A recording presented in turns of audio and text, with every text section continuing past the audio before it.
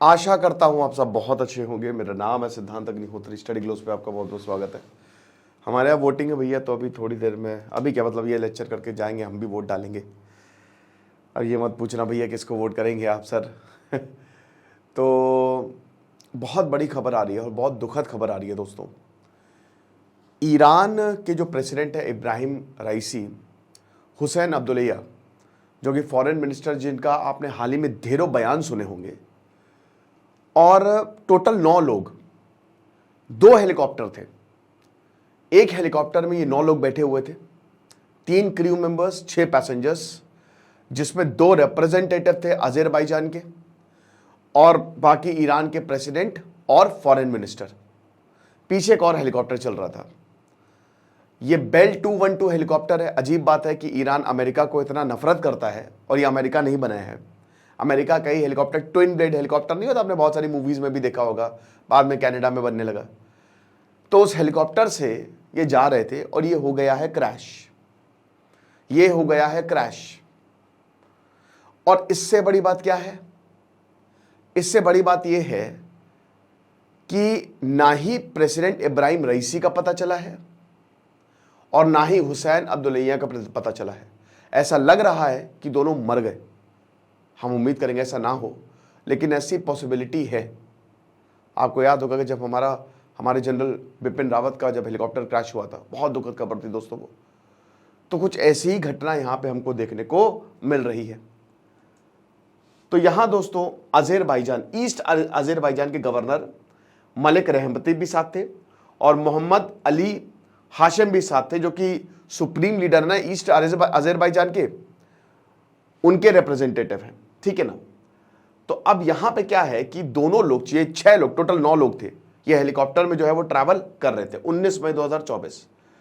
क्यों ट्रैवल कर रहे थे? क्योंकि इनॉग्रेट कर रहे थे ये गेस गलासी हाइड्रो इलेक्ट्रिक कॉम्प्लेक्स। अब ये क्या है?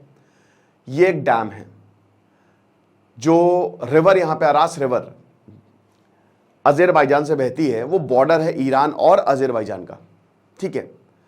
तीसरा कोलैबोरेशन प्रोजेक्ट है। वैसे मैं आपको बता दूं कि ईरान अजरबैजान के रिश्ते बहुत अच्छे नहीं है। ईरान आर्मेनिया का सपोर्ट करता है, समझ रहे हो, और इजराइल अजरबैजान को सपोर्ट करता है। तो रिश्ते बहुत अच्छे नहीं है। जैसे भारत और चाइना नहीं, भारत चाइना में जाता है, चाइना कभी भारत में आ जाता है इनॉग्रेट करने के लिए। लेकिन यहां तो बात है प्रेसिडेंट की, ये तो बड़ा इंपॉर्टेंट है। तो भैया हेलीकॉप्टर ने जो है वो उड़ान भरी। अब आपको एक और चीज बता दूं कि उड़ान भरने से पहले ही यहां पे अथॉरिटीज ने बता दिया था, मेट्रोलॉजिकल डिपार्टमेंट में बता दिया था कि बेटा ऑरेंज अलर्ट है, भयानक बारिश होगी, तो आप ध्यान से जाइएगा। तो यानी कि पहले से ही पता था कि बारिश होगी। तो पहली बात तो, अगर ये जब पता था तो वहां गई क्यों? थोड़ा टाल देते जब चीजें सामान्य हो जाती। क्योंकि हेलीकॉप्टर की रफ लैंडिंग क्यों हुई होगी? 2 ही पॉसिबिलिटी है, या तो हेलीकॉप्टर में खराबी आ गई होगी या खराब कर दिया गया होगा। खराब करना दोस्तों इतना आसान नहीं होता है, क्योंकि अभी मैं आपको बताऊंगा इसका क्या क्या पॉसिबिलिटी और हो सकती है। तो ये या तो फिर वेदर खराब होगा, वेदर खराब की वजह से, तो यही 2 पॉसिबिलिटी, और तो कुछ होता नहीं है। तो वेदर खराब था, ऑरेंज अलर्ट जारी था, रफ लैंडिंग हो गई। बहुत लोग ऐसे भी रफ लैंडिंग करते हैं, अल्कोहल चढ़ा दिया, पी लिए, शराब पी ली, तो इधर उधर रफ लैंडिंग करते रहते हैं। तो इसके लिए हम एक शानदार कोर्स आपके लिए लेके आए हैं दोस्तों, अल्कोहल मैनेजमेंट, जिसमें हम 5 पॉडकास्ट सेशन लाएंगे साइकोलॉजिस्ट और डॉक्टर्स के साथ। आप रियल टाइम बात पूछ सकते हैं उनसे। हम इसमें यूट्यूब पे तो चलेगा, लेकिन सबसे बड़ी बात 31 टेक्निक्स, 31 दिन तक ये चलाएंगे हम कोर्स। हर दिन लेक्चर आएगा और हर दिन एक टेक्निक बताई जाएगी। और सबसे बड़ी बात यह है कि अब रिहैब आपके पास आ रहा है, आपको रिहैब जाने की जरूरत नहीं है। किसी भी तरीके का एडिक्शन हो, आप इसको ज्वाइन कर सकते हैं। 560 रुपए का ही है। और सबसे बड़ी बात, studyglose.com की वेबसाइट पे मिलेगा। तो कमेंट बॉक्स में स्टडीग्लोस वेबसाइट का लिंक दिया हुआ है, तो फटाक से कोर्स को अवेल करें। अभी 2 दिन तक तो स्पेशल ऑफर इस पे चल रहा है। तो अब हम अपने लेक्चर पे वापस आते हैं। तो यहां पे क्या है कि इसी वजह से ही है जो वेदर की प्रॉब्लम है। अब क्या हुआ कि जो फॉरेन मिनिस्टर हैं और इब्राहिम रईसी, लगभग दोपहर के 1:30 बजे जो है ये हेलीकॉप्टर जो है वो क्रैश हुआ। यहां पे हेलीकॉप्टर क्रैश होने से पहले बोला जा रहा है कि पहले से ही पैसेंजर जो है पैनिक करने लग गए। जो दूसरा हेलीकॉप्टर था वो तो सही सलामत लौट गया, लेकिन ये पहला हेलीकॉप्टर, यानी कि जिसमें ये बैठे हुए थे, तो यानी कि देखो शक तो है, इसी में जो है यहाँ पे प्रॉब्लम आई है। तो बाकी में जो ट्रांसपोर्टेशन मिनिस्टर वो पहुंच गए सेफली जहां उनको पहुंचना था। अब देखो क्रैश कहां हुआ है ये नहीं पता। बताया जा रहा है कि या तो ये हेलीकॉप्टर जो जोल्फा है शहर वहां पे क्रैश हुआ है, या फिर एक गांव है उजी वहां पे क्रैश हुआ होगा, लेकिन वी डोंट नो कि ये कहां गया है। क्योंकि दोस्तों एरिया इतना दुर्गम है, इतना फॉग जमा हुआ है, इतना कोहरा है कि रेस्क्यू ऑपरेशन को पहुंचते पहुंचते 8:30 बज गए रात में। दोपहर की घटना और रात में पहुंच रहे हैं, तो ये तो बहुत ही खतरनाक है। इतना अगर आप टाइम दे रहे हैं तो उसी में ही काफी कुछ हो सकता है। और जंगलों का एरिया है, पहाड़ी एरिया है, समझ रहे हो। तो अभी तक जो एग्जैक्ट लोकेशन है वो ट्रैक नहीं की जा सकी है। रिकवरी एफर्ट जो है वो चलाए गए हैं। तुरंत ईरान ने जो अपनी रिकवरी टीम है उसको भेजी हुई है। जो एयरफोर्स है वो गई है, लगातार वो तलाश कर रही है। रोड से लोगों को भेजा गया है कि आप तुरंत जाइए।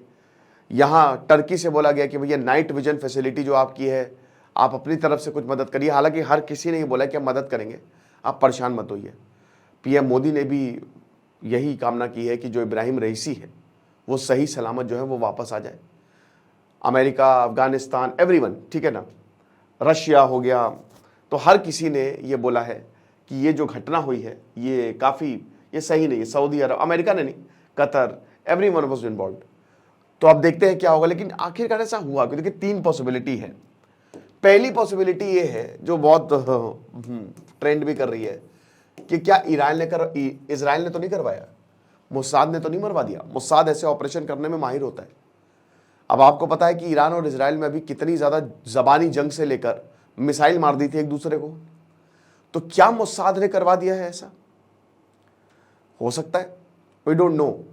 मोसाद ऐसे सीक्रेसी ऑपरेशन करता है। लेकिन दोस्तों हेलीकॉप्टर ख़राब करना इतना आसान नहीं है।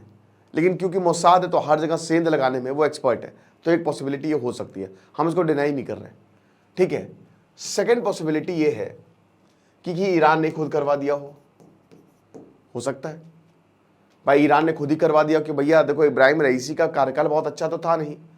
सबसे खतरनाक प्रोटेस्ट जो है वो इब्राहिम रईसी के ही समय में हुए। जो अभी हालात बने हैं, बहुत ही टेंस हालात बने हैं, वो भी इन्हीं के ही समय में हुए, इनके फॉरेन मिनिस्टर के समय में हुए हैं। ऐसा कैसे हो सकता है कि हेलीकॉप्टर पहुंच के दूसरा क्रैश कर गया?